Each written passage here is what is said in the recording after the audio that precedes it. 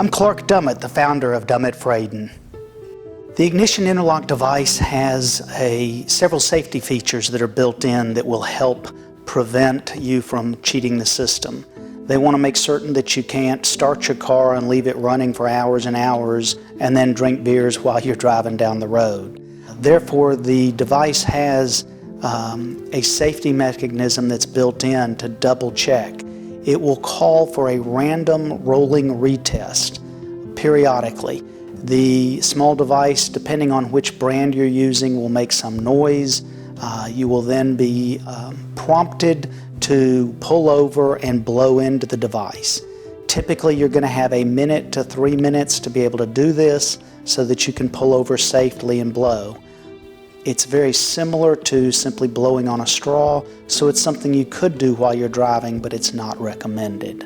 In addition, after you arrive at your destination, randomly, when you turn off the ignition, periodically the machine will ask for a completion test so that they're going to check and make sure you didn't sip a beer right there at the end of your driving. It's fairly silly, but you have to take it seriously.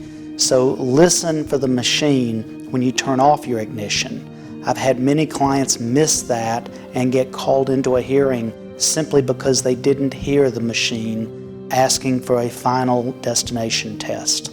The ignition interlock is a safety device, and it would not be very safe if it simply turned off your car while you're driving.